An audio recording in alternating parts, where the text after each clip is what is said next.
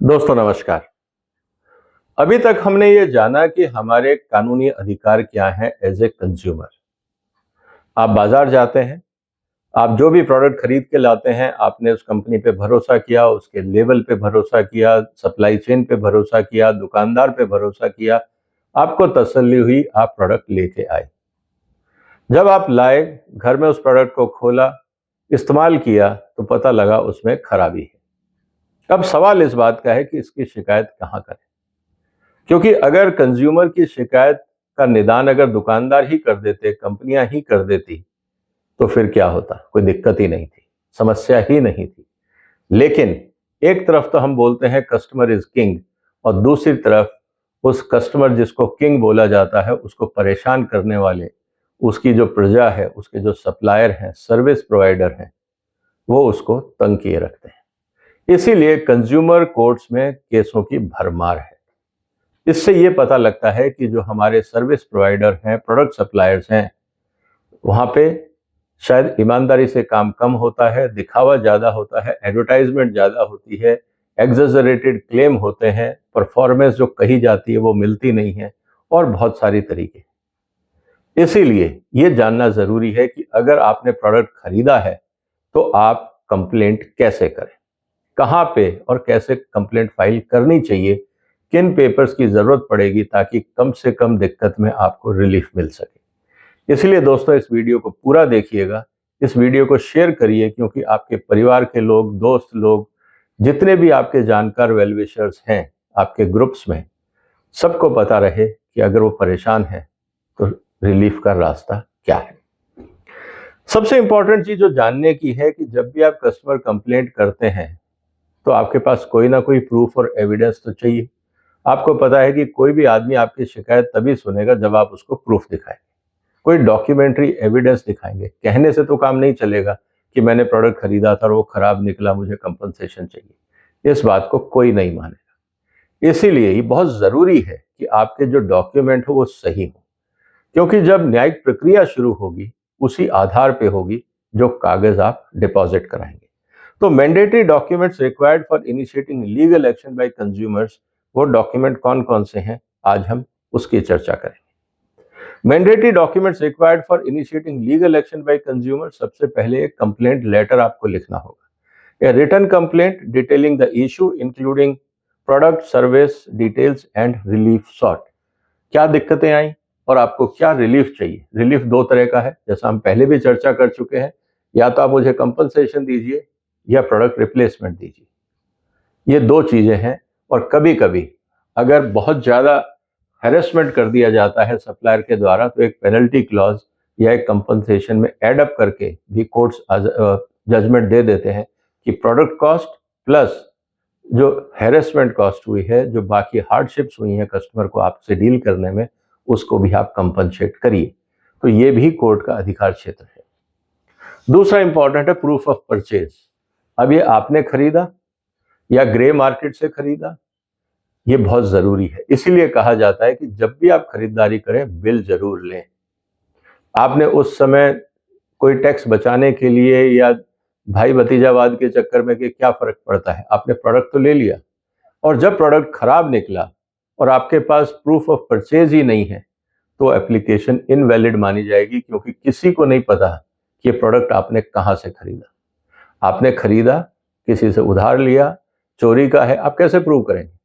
ये अपने आप में एक बहुत बड़ा सवाल खड़ा हो जाता है। इसीलिए जब भी आप कोई वाइट गुड्स खरीदें, कोई भी एक्सपेंसिव चीज खरीदें जहां लगता है कि इसकी परफॉर्मेंस है, ड्यूरेबिलिटी की बात है, तो उस कंपनी के जो बिल हैं उनको संभालिए, इनवॉइसेस संभालिए, कोई और रसीदें हैं वो संभालिए। पेमेंट प्रूफ, अगर आपने क्रेडिट कार्ड से पे किया है तो उस क्रेडिट कार्ड का प्रूफ डिटेल, ऑनलाइन ट्रांजैक्शन तो उसका प्रिंट आउट भी उस बिल के साथ अटैच करके किसी सेफ जगह पे रख लीजिए। मैंने इस काम के लिए एक बकायदा फोल्डर, प्लास्टिक फोल्डर बनाया हुआ है, जिसमें जब भी कोई एक्सपेंसिव परचेज होती है, चाहे एसी खरीदा, फ्रिज खरीदा, वॉशिंग मशीन खरीदी, और भी कोई गैजेट्स खरीदे जो कई साल चलने हैं और जिनमें गारंटी वारंटी जरूरी है, ये सब चीजों के लिए एक फोल्डर है, उसमें वो आप पेपर रख सकते हैं। जब भी जरूरत हो वो फाइल निकालो, सारे जितने गैजेट्स आपने खरीदे हैं आज तक, उन सब की जानकारी आपको वहां मिल जाएगी। तो आपको परेशान नहीं होना पड़ेगा, वो आपके लिए प्रूफ है। Correspondence with the seller or service provider, any email, message or letter exchange regarding the complaint. कभी कभी मैं भी इस काम को करता हूँ। मैंने प्रोडक्ट खरीदा, प्रोडक्ट टेस्टी नहीं था, खराब था, डिफेक्टिव था, स्टेल था, कुछ भी था, बकायदा जो उस पर कस्टमर हेल्प केयर नंबर होता है, मैं उस पर मेल डालता हूँ कि आपका ये प्रोडक्ट खरीदा गया और इसमें ये खराबियाँ थी। अक्सर कंपनियां अपना रिप्रेजेंटेटिव भेजती हैं, वो आके प्रोडक्ट देखता है, या तो उसका रिप्लेसमेंट कर देते हैं या कंपनसेशन दे देते हैं। कहने का मतलब ये है कि कंप्लेंट पे जनरली कंपनियां काम करती हैं। अगर कंपनियों को आपने लिखा और जवाब नहीं दिया कंपनियों ने, तो आपका केस वैलिड बन जाता है। इसीलिए ये कॉरेस्पॉन्डेंस भी जरूरी है कि हमने कंपनियों को अप्रोच किया लेकिन उनकी तरफ से कोई रिस्पॉन्स नहीं आया।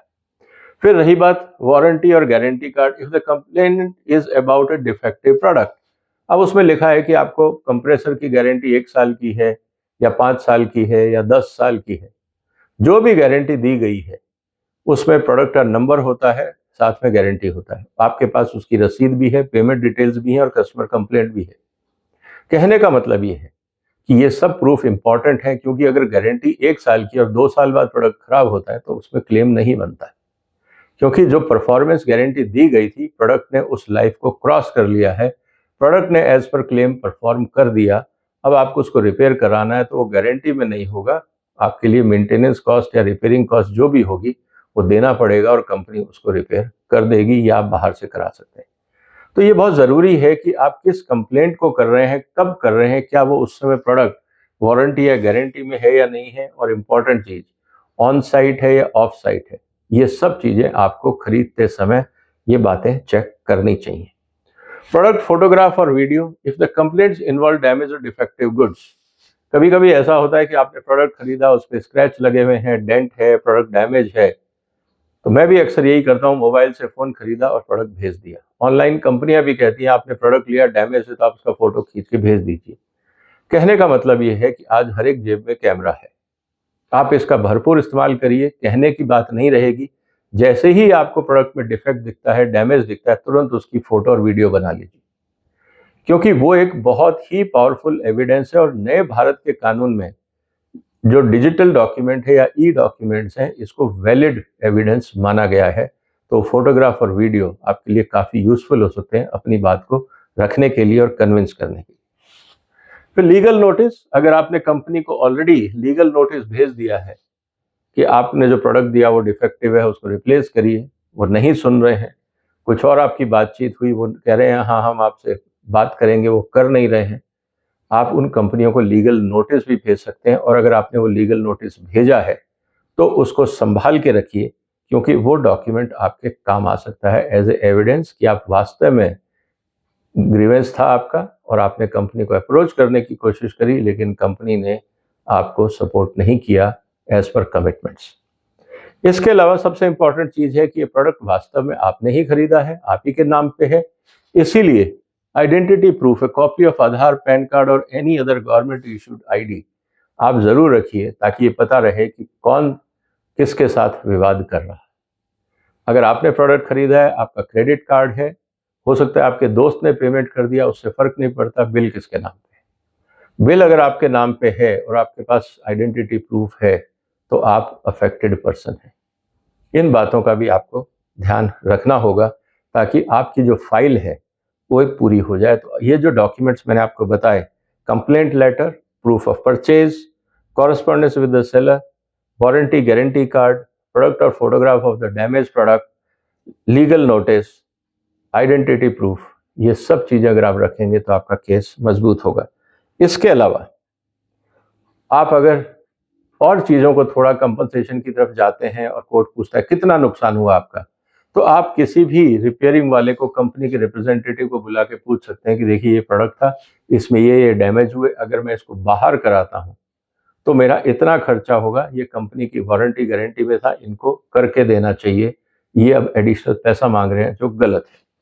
कहने का मतलब है सर्विस रिपोर्ट्स और repair estimates if were attempted but the issue persist, आपने मांगा, एस्टिमेट लिया, जैसे हम जाते हैं कार के शोरूम में, उसको कहते हैं आप जरा कार का सर्विस का एस्टिमेट बना दीजिए, वो आपको 50,000 1 लाख रुपए का एस्टिमेट बड़े डैमेज का बना देता है। वही चीज आप अगर इंश्योर्ड प्रोडक्ट है तो आप देख सकते हैं, इंश्योरेंस कंपनी से बात कर सकते हैं कि देखिए ये हमारा इंश्योरेंस क्लेम बनता है, आप देंगे या नहीं देंगे। और बहुत बार लगता है कि कंपनी कहेगी हम आपको नहीं देंगे, तो लोग बाहर भी जो अदर सर्विस प्रोवाइडर हैं जो ऑथराइज नहीं है लेकिन सस्ते में काम कर देते हैं, लोग वहां भी इस्तेमाल कर लेते हैं। तो ये डिपेंड करता है आपका ऊपर कि आप किस तरह से अपनी सर्विस लेना चाहते हैं, ग्रीवेंस को एड्रेस करना चाहते हैं। Bank statement, if the issue involves unauthorised transaction और रिफंड्स नॉट रिसीव्ड। बहुत बार हम लोग ईएमआई पे प्रोडक्ट खरीदते हैं, ईएमआई आपको 10 देनी है, बैंक ने 11-12 काट लिए। अब झगड़ा हुआ कि आपने 12 क्यों काटे, क्योंकि हमें नहीं पता, वो तो जो कंपनी ने किया वो अपने आप बैंक से डिडक्ट हो गया।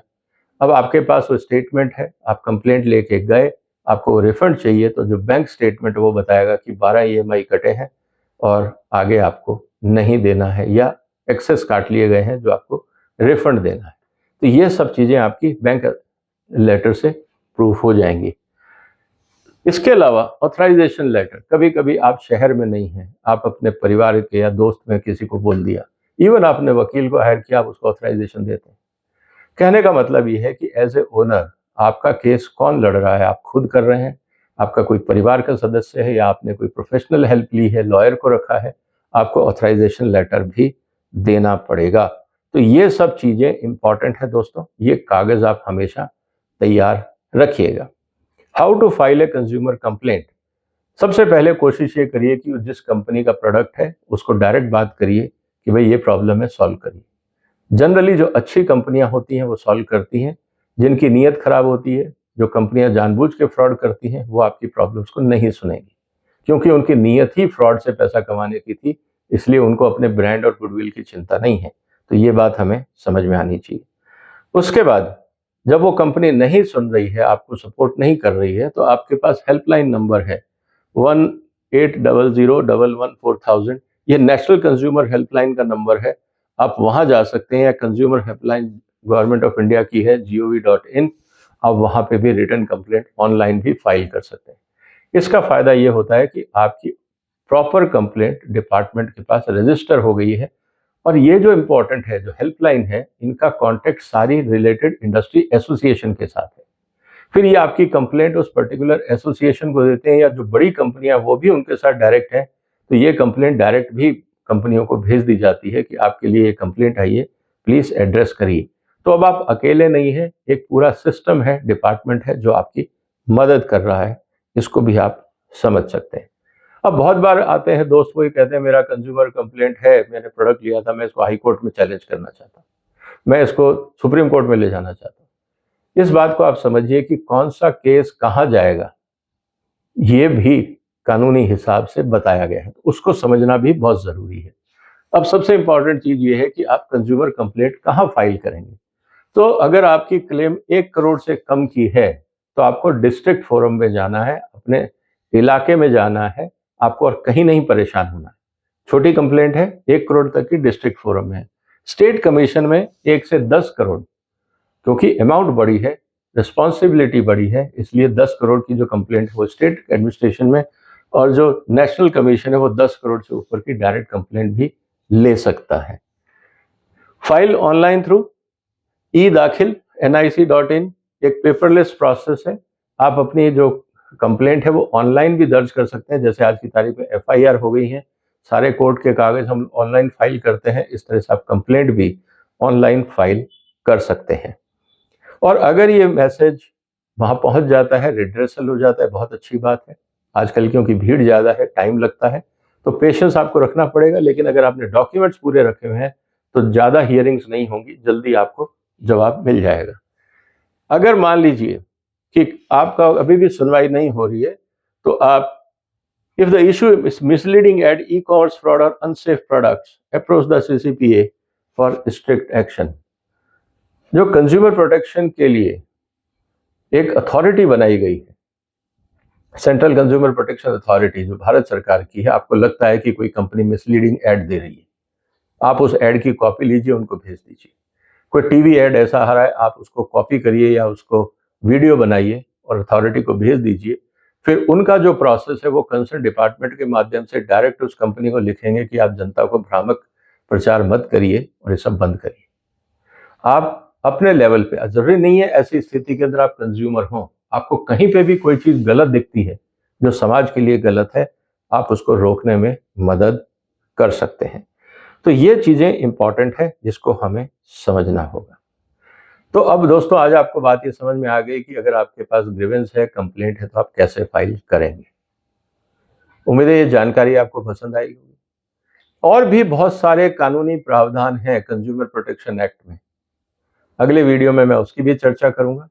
इसीलिए आप इस चैनल को सब्सक्राइब कर लीजिए, इस प्लेलिस्ट को सब्सक्राइब कर लीजिए। अगर आप स्टूडेंट हैं तो इस कोर्स को आप सब्सक्राइब कर लीजिए, क्योंकि आने वाले दिनों में completely end to end consumer protection कानून क्या है और आपके लिए उसमें क्या प्रावधान है, कैसे आप इसका फायदा उठा सकते हैं, ये सब चीजें मैं आपको एक्सप्लेन करूंगा ताकि आप परेशान ना हो, आप अपनी जिंदगी आराम से जिएं और जिस चीज के लिए आप पैसा खर्च रहे हैं वो सुविधा और प्रोडक्ट आपके काम आए बिना किसी दिक्कत के। यही हमारा प्रयास है। इसीलिए ये प्रयास आपकी जिंदगी बेहतर बनाने के लिए हमारी तरफ से। इसीलिए दोस्तों इस वीडियो को शेयर करिए। ये इन्फॉर्मेशन जितना लोगों तक पहुंचेगी उतना समाज जागरूक होगा, उतना फ्रॉड करने वाले लोग कम होंगे, साइडलाइन होंगे और बाजार में अच्छी तरह से चीजें आपको मिल पाएंगी। आपने वक्त निकाला, आपका धन्यवाद। इस चैनल को सपोर्ट करिए, सब्सक्राइब करिए। फिर मिलेंगे एक और वीडियो के साथ। तब तक वंदे मातरम।